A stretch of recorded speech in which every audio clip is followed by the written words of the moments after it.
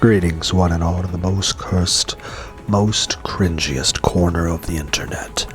A YouTube channel content creator actively alienating everyone, both the analog and digital world. Well, welcome and good evening, you wonderful dice of all alignments. I am Lunar D8. It might have been a sleight of hand when you put candy in this cup, but that doesn't prove that Beato's magic was also sleight of hand. You. However, you also can't prove that only magic could have done it.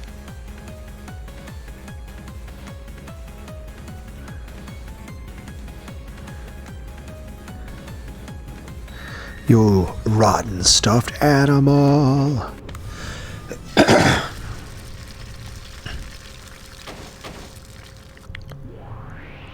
Please allow me to speak. Know that this is a meaningless battle. You goddamn scraps of paper. Why'd you have to butt in at the good part? That is enough. Lady Maria has been shown that the candy cup magic could possibly be a trick, that she misunderstood to be magic. Therefore, her claim that it was magic is dismissed. However, it might really have been magic when Maria saw it. Just because it can be done with sleight of hand doesn't disprove magic.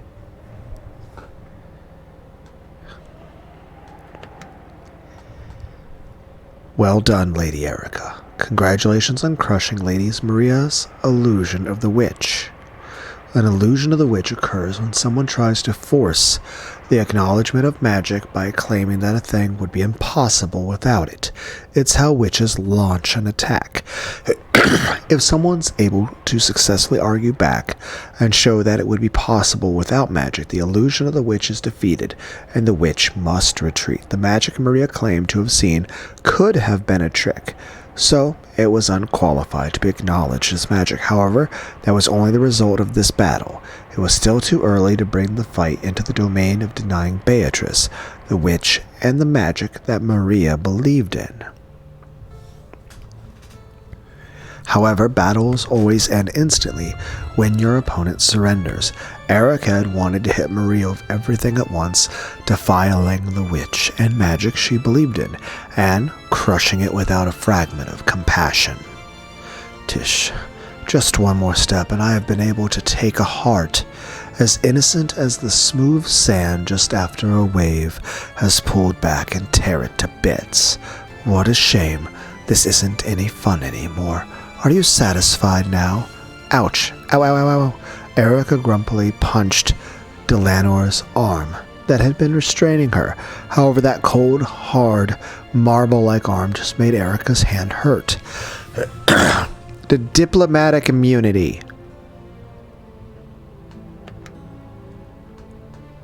This battle is over. Allow me to speak. Diplomatic immunity accepted. Know that this fight is childish. Did you say something? She did not. Let us withdraw.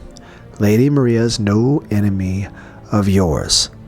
Lady Erica, there is no need to pay any attention to such small fry such as this. Humph, you're right. How childish of me tearing a kid's dreams apart. I'm really sorry, okay? I apologize for my momentary lack of elegance. Let's go. Erica and the others turned their backs on Maria, who was still crouching down limply. However, as detectives and famous mysteries have always done in the past, Erica clapped her hands, stopped, and turned around. Are you Columbo now? I feel like Columbo would be angry at that comparison. Oh, that's right. What do you think? Simply by the existence of the overturned cup, this level of reasoning was possible for Ferudo Erica. What do you think, everyone? Erica's merciless words gouged themselves into Maria's heart once more. Aha! Erica left, leaving an evil laugh behind her. After bowing to Maria and Sakutaru, Lunar left too. Gertrude and Cornelia followed suit. After that, only Maria and Sakutaro were left in the lonely Golden Land.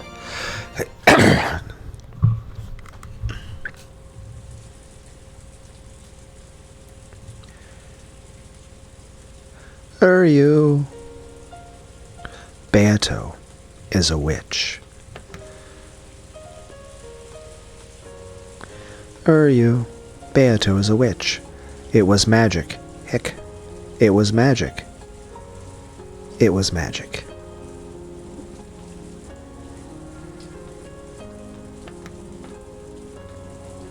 Beato used magic to give you candy. You don't need to doubt that. You? Please believe in Beato. You know that magic can't bear fruit unless you believe. Surrounded by an ice-cold drizzle that had started falling at some point, Maria cried quietly, trying to at least protect her from the rain. Sakutaro used his large sleeves to cover Maria's head and stayed there, by her side.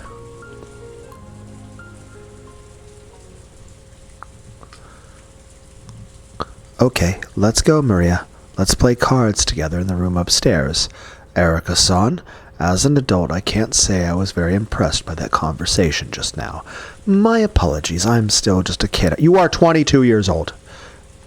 Technically, you were created by Burn Castell as her shadow clone jutsu. But your backstory is you are 22 years old. Albeit you're very short. After seeing that wonderful candy magic brutally insulted by Erika, Maria had been crying nonstop. Sigh. I started noticing it as soon as the after-dinner quiz party, but your personality really is screwed up. Do you think this is fun?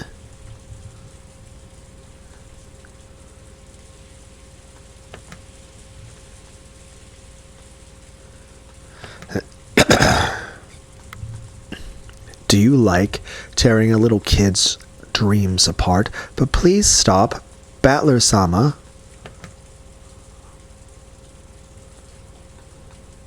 Please, for my sake, don't push any further here, please. Shannon, who had been looking flustered, bowed her head deeply and implored Battler to stop. George, who didn't want Shannon pressured, fell in line. Let's go. Let's spend this year in the cousin room again. We can watch TV and play cards. I've heard that Erika-san has her own room. Shannon, please guide her there. Oh, no need to bother yet. I'll relax down here for a little while longer. I want to savor it a bit. What the hell are you trying to savor, Humph?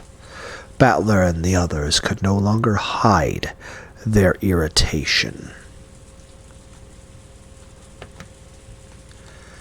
They had no obligation to entertain their uninvited guest any further than this.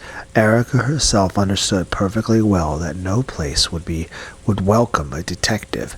Battler and the others wanted to leave, and Erika wanted to stay. Neither had any desire to stop the other. Jessica urged Maria, who was still crying, to come along. Then Maria stopped and spun around. Got a problem? They do exist here and there. Humans who are practically lumps of the toxin and don't believe in magic.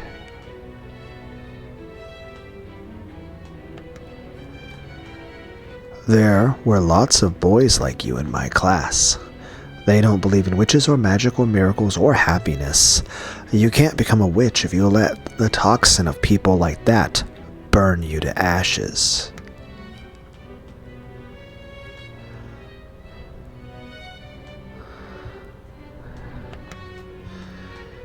I may not look it, but I'm Beatrice's disciple. I'm the apprentice witch of origins. Maria, who had been crying quietly a second ago, seemed to have been transformed into an entirely different person. She laughed, no, cackled eerily. Battler's group stiffened up at this sudden change, but Erika was watching calmly. Then she smiled and gave a small nod in response. Good. You've got some guts. Good night, Miss Maria. Let's fight in a more challenging game next time. Sure, let's.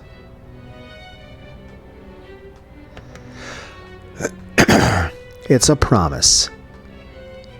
You stop that too, Maria. Come on, let's go. What about you, Shannon-chan? Come with us if you want to play cards. Come on, join us for at least one round. It'll cheer you up. Then just for a bit.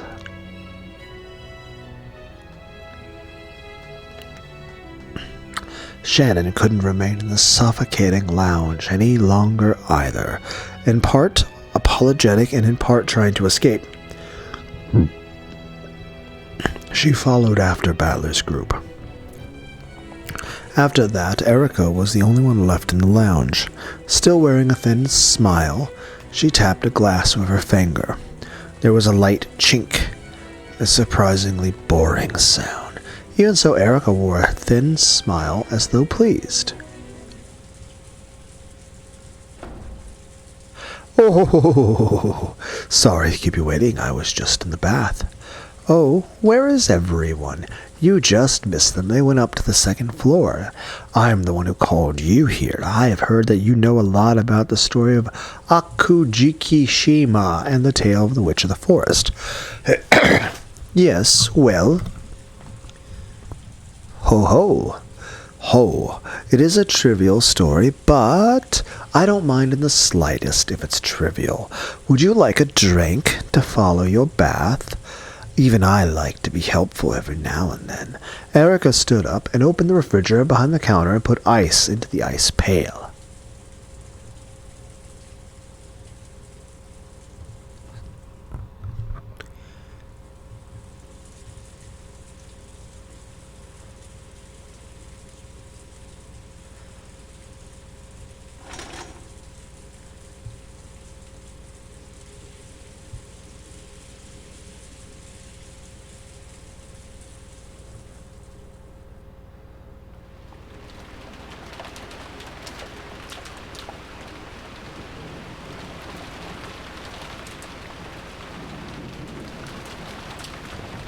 Erica-chan, huh? She's an odd kid. Somehow I just can't seem to get along well with the young kids these days. Giggle, you're still pretty young yourself, George-san. Ha ha ha ha. I guess it's because I've always been the oldest of the cousins. It's always made me feel like I'm not one of the young ones anymore. George and Shannon could be seen standing in the rainy rose garden. Though the rain was still pouring down, there was hardly any wind at all. The scant protection provided by the arbor was more than enough to house the secret meeting between lovers. Following that fight with Erica, they had decided to play some cards for a change of pace. When that was over, Shannon had returned to the servant room, and shortly after that, George had left his room to meet with Shannon at the time they had arranged. I think kids around Erica-san's age have a hard time getting along with themselves more so than any other age. Yeah, that's true. Around that age, most kids are so determined to free themselves from the shell of childhood that they lash out in all directions with their beaks. When they do break out, they eventually be free to stretch their wings and fly high.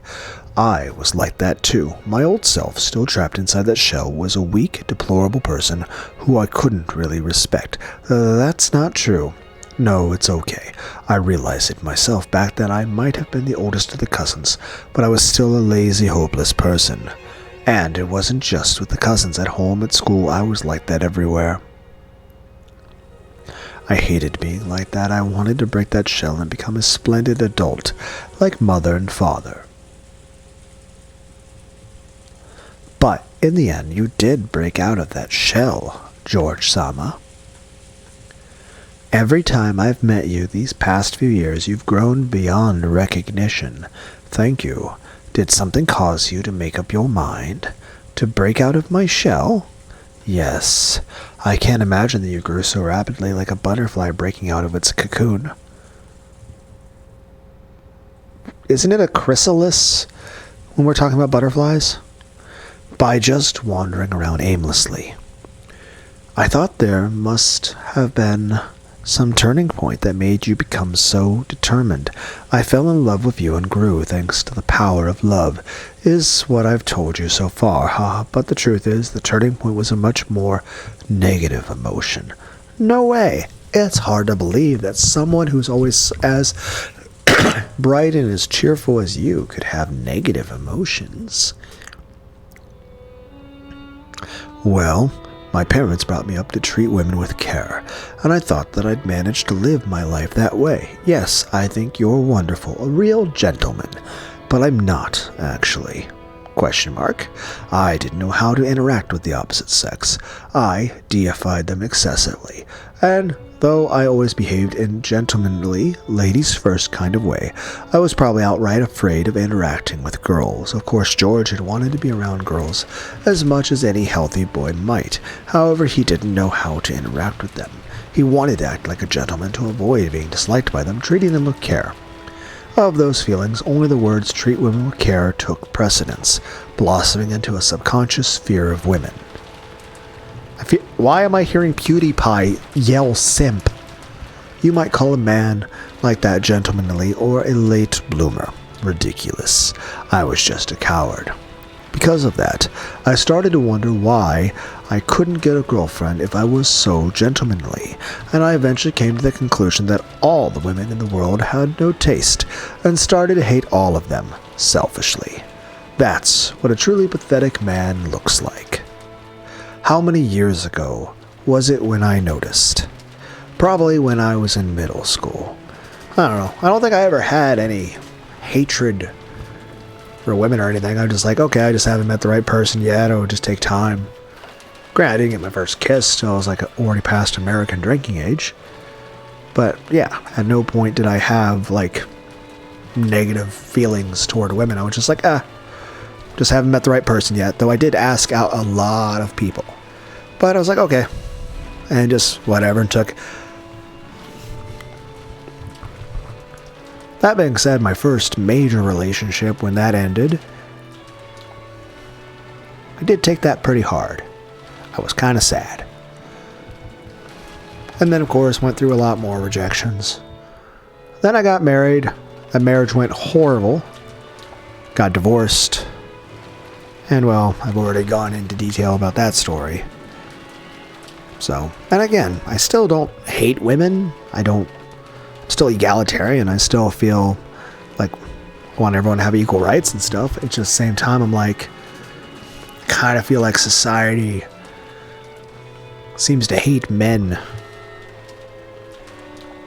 And it's more so like, there is a bit of fear of women, but it's more so just, I do not want to go through what I went through again. I do not want to lose another family. I do not want to go through another divorce. I don't want to be stuck in a government contract legally binding me to an abusive, psychotic, adulterous partner. And I don't want to have another child taken away from me. So I'd rather not have my heart broken in such a horrible way again.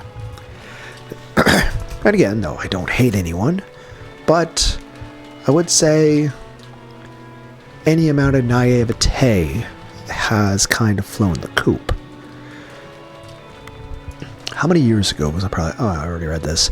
At the time, I assumed that I obviously most gentlemanly of the cousins, so I would obviously be popular with women. However, reality was very different. At school, I was pretty much completely hopeless. Far from being leader, I was a typical bullied kid who got pushed around by everyone. I can understand that. I got bullied a lot in school too. So, I kind of got used to the idea of everyone hating me. I think for about a decade, I got told to go fucking kill myself about 100 times a day, every day for like 10 years. So, that was depressing. At the time, I figured I was just a capable and adaptable man who could keep in perfect tune with his surroundings. How stupid. Sure, I might have gained some measure of trust from girls. However, not only was there no one who would become my girlfriend, there wasn't any girls I could call them friends.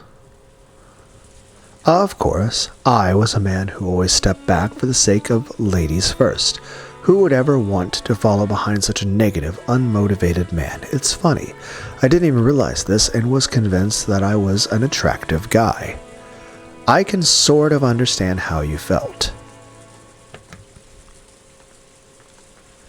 Just because someone puts in a lot of hard work to look attractive to the opposite sex, it doesn't necessarily work out as they plan.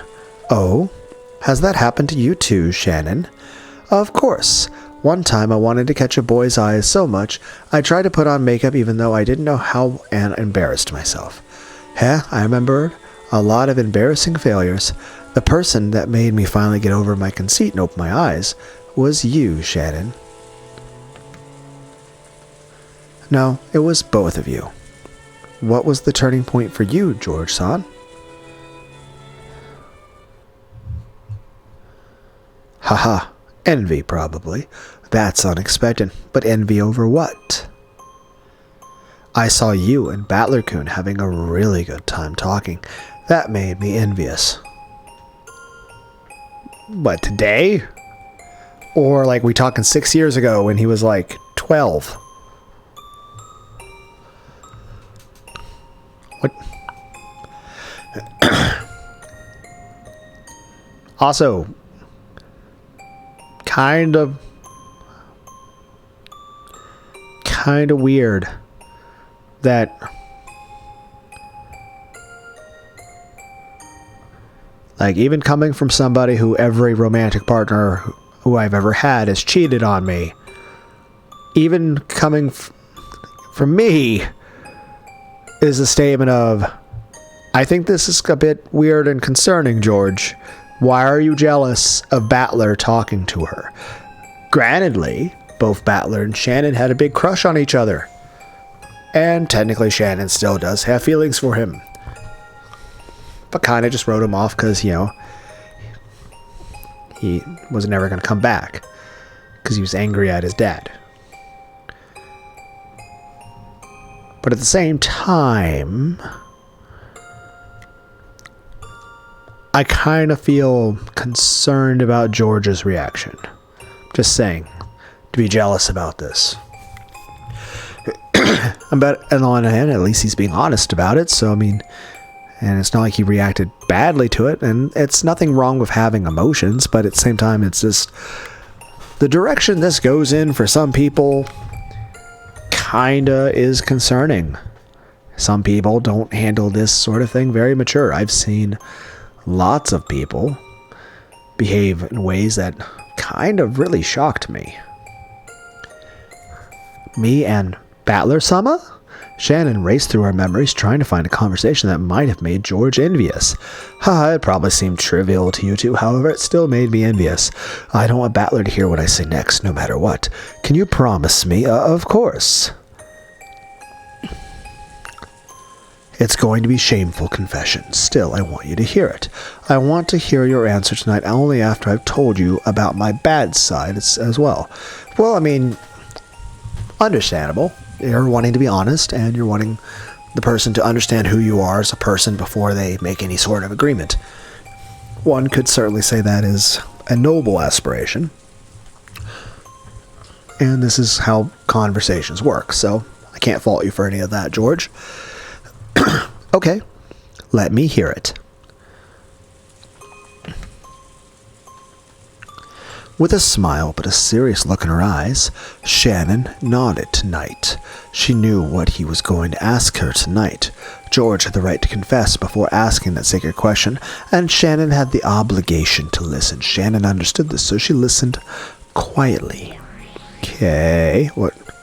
So this is what a witch of theater-going peeps in on during her spare time. Stories of love are precious in any age.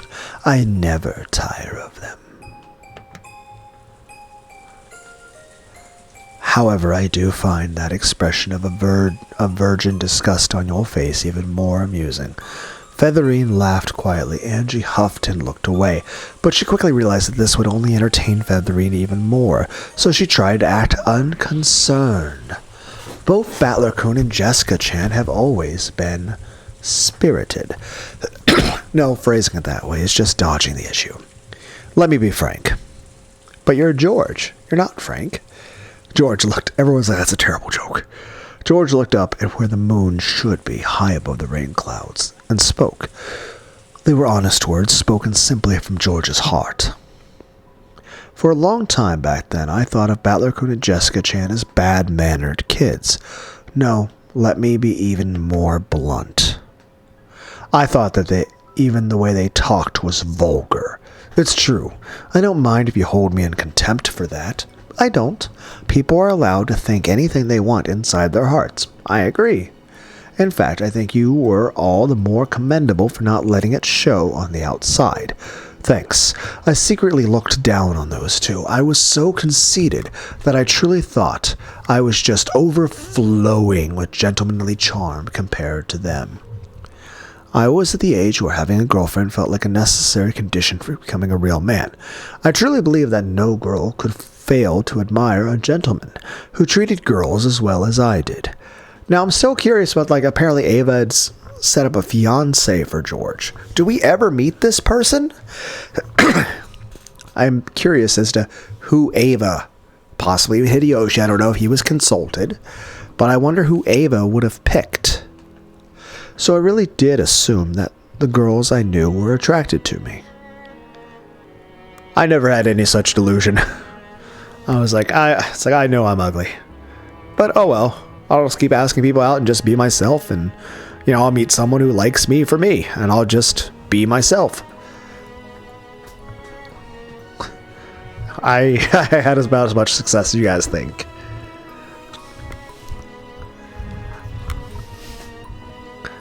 But I have made jokes saying that in general, if I'm not going to date women anymore unless they're really, really cute. But that's more so me just, aside from just saying, cute girls are nice, it's more so me just sort of locking that door, making it outright impossible to actually date a woman in that situation, just because, again, it's just so many bad things that have occurred out of that, and just it'd be one thing if I actually met somebody. I've made the joke before. If I met a person in real life who had the personality of say that VTuber Smug Alana, maybe. But that would be provided that random person I meet in the future who was like that exists and would even like me back. But if not, oh well. And no to the actual Smug Alana person out there. If the person would ever hear this, I am not hitting on you because, again, that would be kind of creepy. Because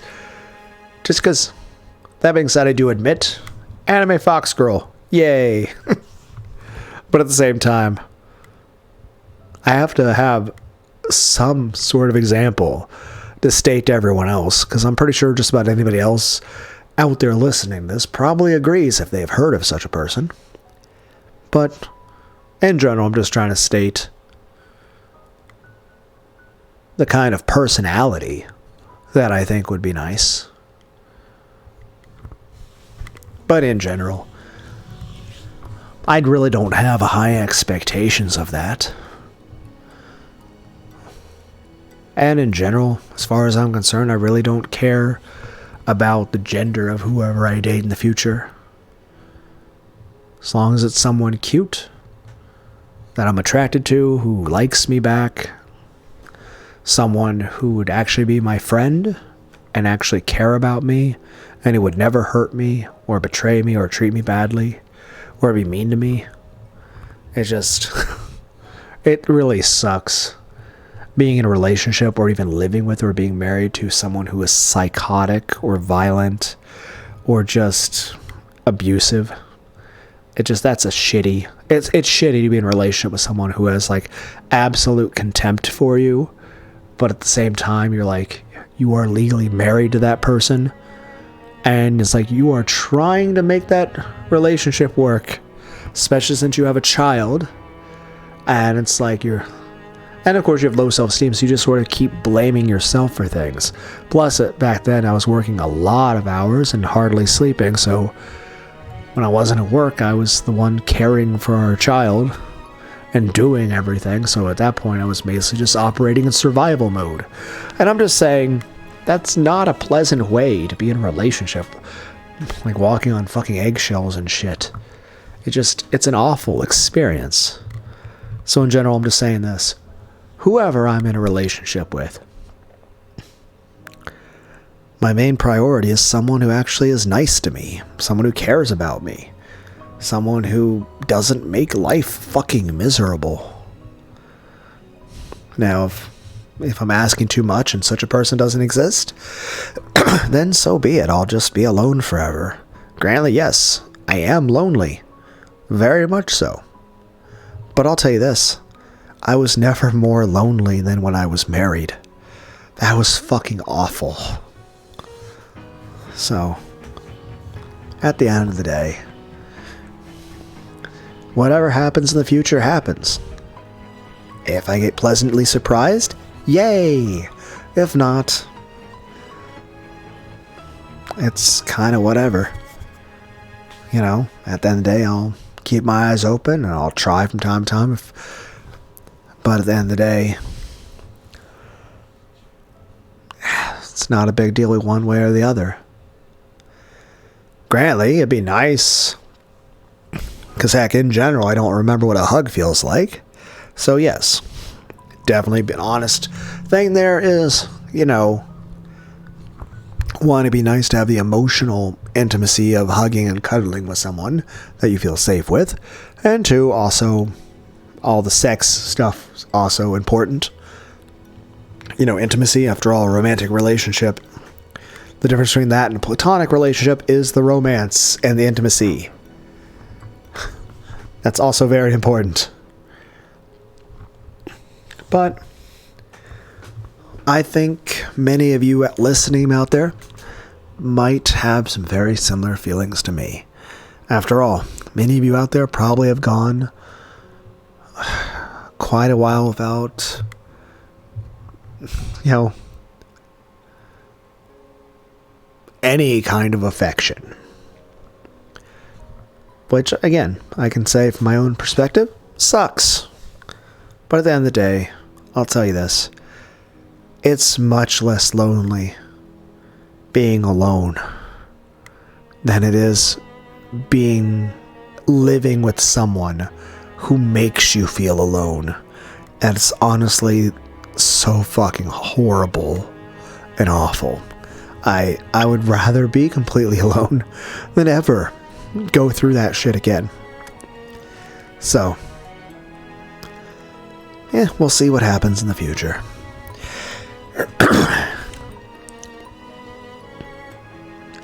Would never be able to get a boyfriend or girlfriend.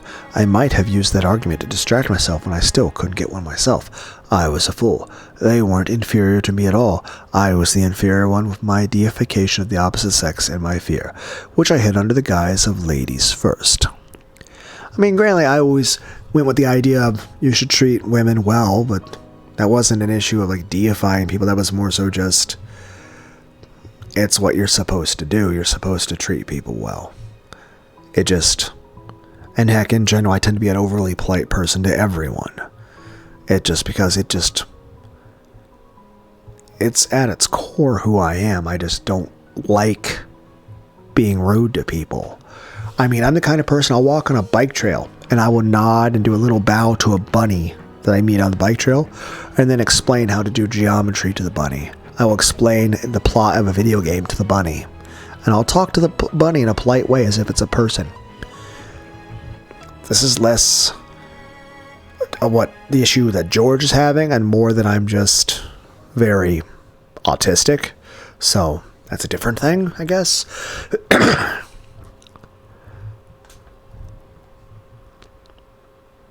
That's been Battler's and Jessica's personality from the beginning. True, they were rude, and one couldn't have called them gentlemanly or ladylike.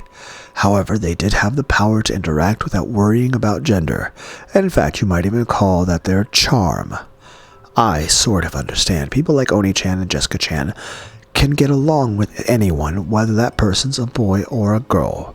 I hate to bring it up because of George Oni-chan, but I find people who act too overtly like a gentleman a bit creepy. It's like they're virgins trying too hard, or whatever. When dealing with strangers, people prefer for them to be harmless and boring. However, they only appreciate these qualities because such a person doesn't get in the way. No human would want to hang around with a boring person all the time. Of course, No idiot would want to be friends with an unmoving, unspeaking telephone pole. However, unmoving and unspeaking is exactly what you'd want from a telephone pole. That's it.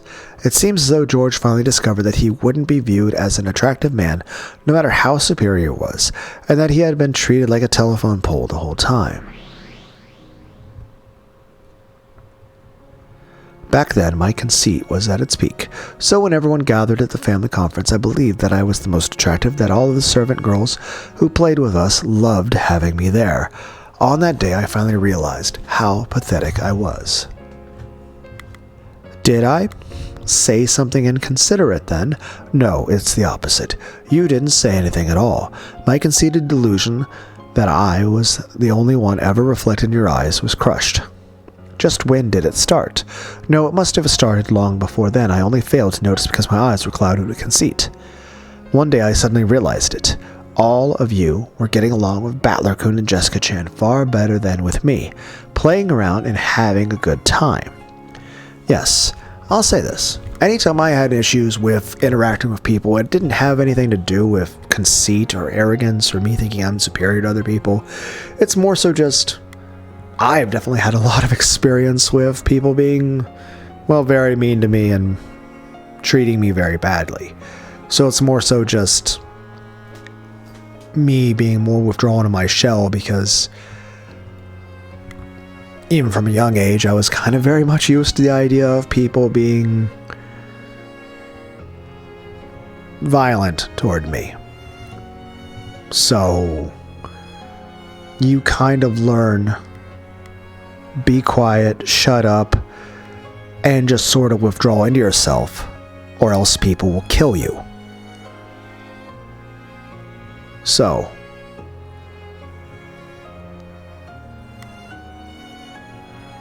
also, I could say, understandably, also an unhealthy way of feeling, but at the same time, considering looking back at things in the past, it was very much justified and is part of the reason I'm still alive.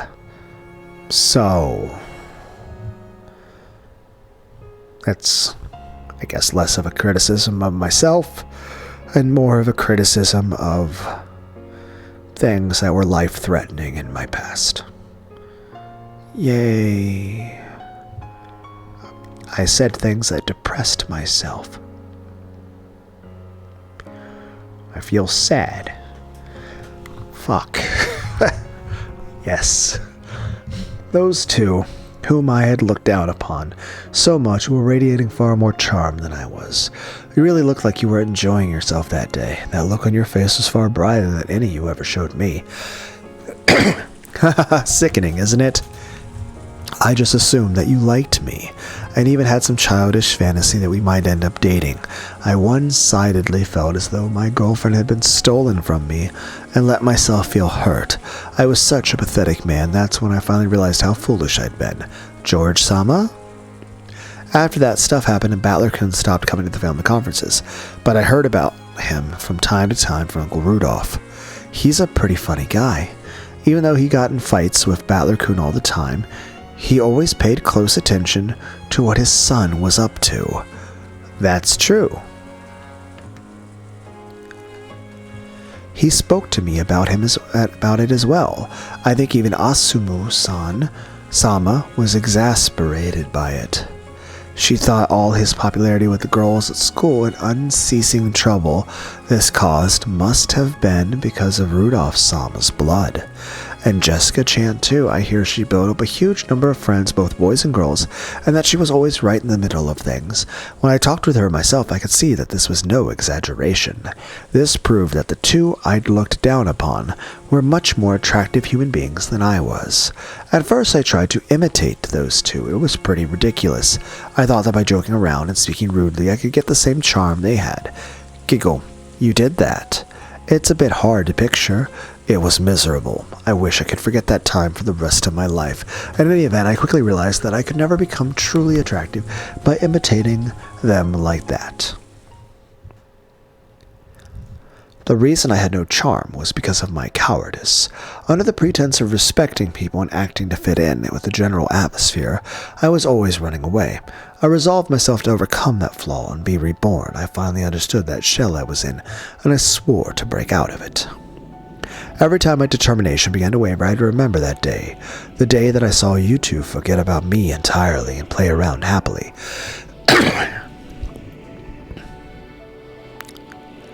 And the fact that those eyes of yours, which I always assumed were attracted to me, never noticed me at all. I made an oath. This time I wanted to be the one who caught your attention for real, the one reflected in your eyes. That's actually the first thing I felt when I fell in love with you. Sounds like it was pretty complicated for you. On that day, my desire for revenge against the two of you had ignored me.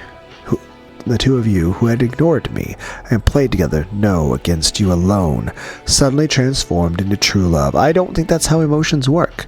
However, I swear this to God, even though that was the reason I first started to take you seriously, there are no lies in the way I feel about you now. I mean, you're being honest, I guess, but still, I swear to love you for all my life. I will not lie about that for anyone or anything. I am prepared to take you as my wife, even if it means having the entire world as my enemy. George-san? That's the confession I wanted to make to you beforehand. Before now, I've called you my first love, love at first sight. That was a lie. It was only my selfish, twisted, that doesn't matter. Shannon smiled, but she spoke forcefully enough to cut through George's words. Is there some rules saying that people can't get together just because they weren't each other's first love? Is it betrayal to forget the first person you fell in love with? Love isn't that simple. Well, it might be that simple. After all, love is easy. At all times, whatever you feel now, only the honest feelings you feel now can tell you the right answer. So, things of the past or how our relationship started aren't important at all. Then, confessing to all that was wrong of me? No. I'm a bit glad to learn that even George-san, who's always perfect at everything, has a human side to him. And I'm kind of glad that I'm the only person you've told this to. Yeah, because at the end of the day is this. People are human. And it'd be kind of weird to expect, like, you want a human being, but then, like, hold their humanity against them, because part of humanity is you're not perfect. Thank you. I was only able to become who I am because of you. Me too. I am as I am because of you, George-san. So please, tell me without holding back, what kind of husband and wife will we be? And what kind of future will we build together? When I have you as my wife, I will become an even more accomplished businessman than my father, and after several challenges and adventures, I hope to find the limits of my potential. I want to reach that peak together with you. A view from there will be something no one can show you but me. It sounds fun. I'll be with you wherever you go. Of course, it won't only be an adventure as a businessman. I'd like to create many things that only a couple can make. Giggle. And what could that be? Let's have some kids. Giggle. Yes, my husband. I'd like 3 of them at least. At least 1 boy and 1 girl. And what if all 3 are boys? Then the next one might be a girl. We can have a 4th one. It doesn't matter how many. Let's enjoy the adventure of bringing them up together. And when those children eventually leave their nest, they'll make us some grandchildren before we know it. We'll reach a boisterous old age surrounded by a whole crowd of kids and grandchildren. It sounds like fun. I wonder what kind of a grandpa you'll be. And I wonder what kind of a grandma you'll be. However, I will always keep loving you. And when we eventually pass away surrounded by our vast family, our lives will stretch behind us unmatched by anyone else's. George didn't just talk about his love of the present. He swore to love her soul until the final moment when the lid of their coffins would be shut. Then, George took a small box out of his pocket. Even without opening it, she knew what was inside. He took it out with a motion that was even more natural than the one he'd practiced in the airport bathroom, and it was overflowing with masculine charm. Sayo. Yes. Let's get married. Yes. Please take this ring and put it on your finger. Yes, George-san. That ring, which glistened divinely even in the dim light of the arbor, passed from George's hand to Shannon's finger. Of course, Shannon had already decided which finger to put it on. I swear to resolutely stand against any fate that may attempt to stand in the way of our future. George proclaimed that he would reveal their engagement to the entire family on the next day. My parents might criticize this marriage, however I will not let them stop us. I'm going to inform them of our engagement and not ask for their permission. If Mother says that she won't allow our marriage, I plan to have myself disinherited and will leave this family together. I have been prepared for that since long ago.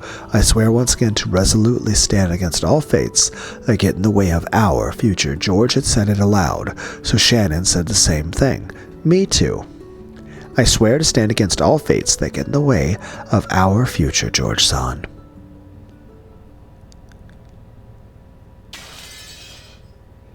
Giggle. Battler-san, when will the crimes start? I've just about had it with this love show.